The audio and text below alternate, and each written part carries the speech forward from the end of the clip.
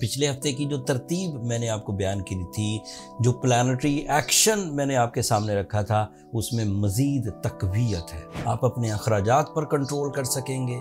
आप अपनी ज़रूरियात को पूरा करने के लिए अपनी सलाहियतों को बरूए कार लाएंगे। आप अपनी जॉब के हसूल के लिए इक़दामात कर सकेंगे। एरीज़ के लिए सूरज का थर्ड एंगल पर जाना बड़े बड़े फैसले करने की तरफ आपकी तवज्जो दिलाएगा। न सिर्फ तवज्जो दिलाएगा, मजबूर करेगा।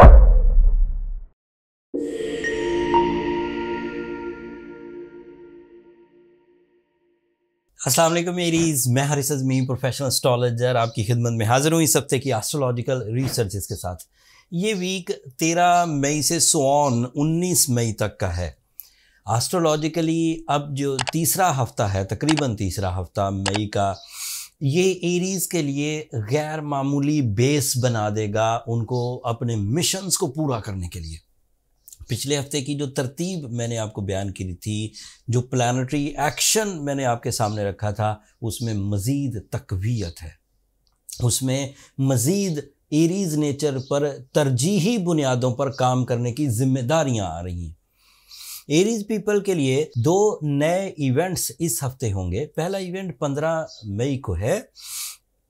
मरकरी टॉरस एंगल पर चला जाएगा।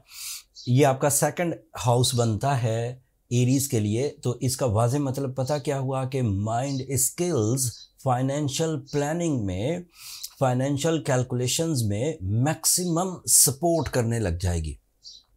आप अपने अखराजात पर कंट्रोल कर सकेंगे। आप अपनी ज़रूरियात को पूरा करने के लिए अपनी सलाहियतों को बरूए कार लाएंगे। आप अपनी जॉब के हसूल के लिए इक़दामात कर सकेंगे एंड जॉब में आसानी भी पैदा होगी। ये उसके वो मामलात हैं जो सिर्फ एरीज़ को मुयस्सर हैं, बट इसके अदरवाइज़ भी कुछ फ़ायदे होते हैं।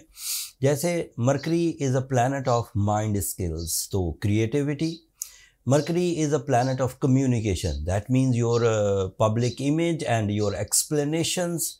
Mercury is your mind skill, that means your education.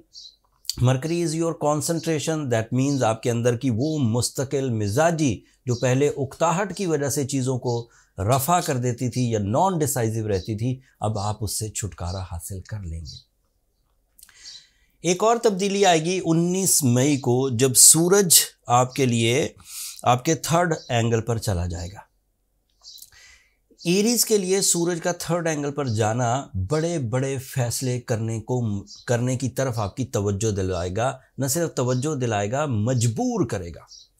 ऐसी चीज़ें जिन चीज़ों को आप पहले लिंगर करते जा रहे थे, कल कर लेंगे, परसों कर लेंगे, थोड़े दिनों बाद कर लेंगे, ये माहौल होगा तो कर लेंगे, बट जैसे ही सूरज 19 तारीख को आपके थर्ड एंगल पर अपीयर होगा, वो तमाम फ़ैसले जो आप अपनी ज़ात से मुतल्लिक करना चाहते हैं और वो फ़ैसले जो आप अपनी फैमिली से मुतल्लिक करना चाहते हैं, आप वो करके रहेंगे।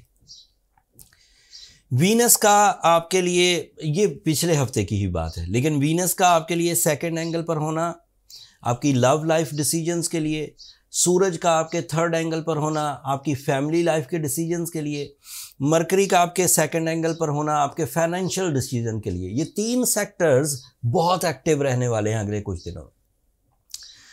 फिर इससे अगला हफ्ता जो आएगा वो मज़ीद तक़वियत लाएगा। तो अब मैं सादा लफ्ज़ों में बोल रहा हूँ इन दो चेंजेस के बाद कि तमाम वो एरीज़ जिन्हें अपनी ज़िंदगी में कुछ करना है, तमाम वो एरीज़ जिन्हें अपनी पर्सनालिटी पर कुछ करना है, अपने फाइनेंस पर कुछ करना है, अपनी लव लाइफ के लिए कुछ करना है, अपनी फैमिली के लिए कुछ करना है, अपने कैरियर के लिए कुछ करना है, अपनी तालीमी सरगर्मियों के लिए कुछ करना है, वो अपनी कमर कस ले।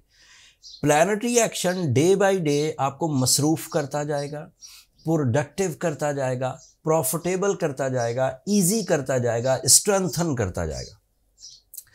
सिर्फ इस दौरान वो लोग उलझेंगे, वो एरीज़ उलझेंगे जिन्हें सैटर्न ने तंग कर रखा है। सैटर्न इस वक्त आपके 12th एंगल पर है बाय वेस्टर्न एस्ट्रोलॉजी, ये जहन में रखिएगा।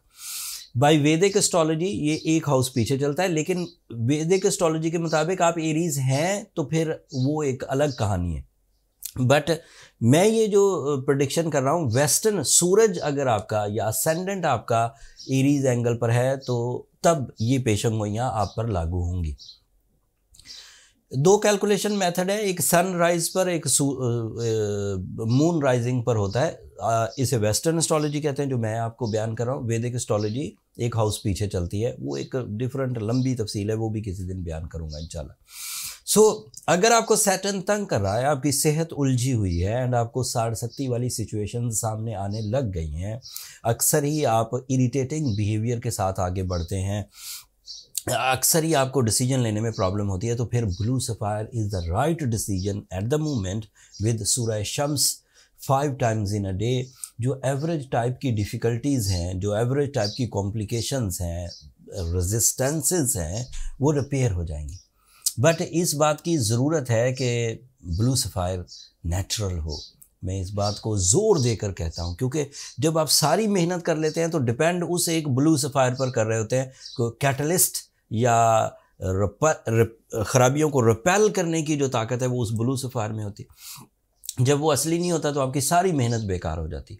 इसलिए कोशिश करें कि या तो आप अपने ही एक्सपीरियंस पर, अगर आपके पास स्टोन बाइंग एक्सपीरियंस है तो अपने ही एक्सपीरियंस पर नेचुरल स्टोन बाय करें। अगर आपके पास एक्सपीरियंस नहीं है तो फिर आप एस्ट्रोजेम्स पर डिपेंड करिए। एस्ट्रोजेम्स ने आपके लिए एक बेहतरीन ब्लू सफ़ायर स्टोन कलेक्शन इकट्ठी कर दी है, स्टोर क्रिएट कर दिया है। नीचे डिस्क्रिप्शन में भी लिंक है, ऊपर कार्ड पर भी लिंक आ रहा होगा, आप वहाँ से बाय कर सकते हैं। एक आखिरी खबर सुनाकर फिर बात को ख़त्म करते हैं। अगले हफ्ते तकरीबन 25 मई को जुपिटर एक नए एंगल को ज्वाइन कर लेगा।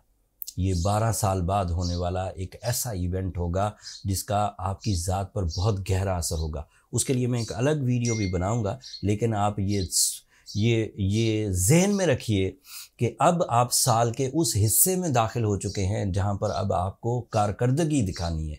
अब सुस्ती नहीं दिखा सकते, अब बदगुमानियाँ नहीं दिखा सकते, अब आप अपने इंतशार को कंट्रोल करिए। अगले हफ्ते की वीडियोस को और मज़ीद तफसीली बनाने की कोशिश करूँगा। इस हफ्ते के लिए इतना ही काफ़ी है। अगर मेरी ये कोशिश, अगर ये मरकरी और सन की पोजीशन के जो बेनिफिट्स हैं ये बताना आपको अच्छा लगा हो तो अपनी दुआओं में मुझे और मेरी टीम को ज़रूर याद रखिएगा। चैनल को सब्सक्राइब करना मत भूलिएगा। एरीज़, आप लोगों की सब्सक्रिप्शन हमारी हौसला अफजाई की वजह बनती है। अगले हफ्ते तक के लिए इजाज़त दीजिए। अल्लाह ने की बात।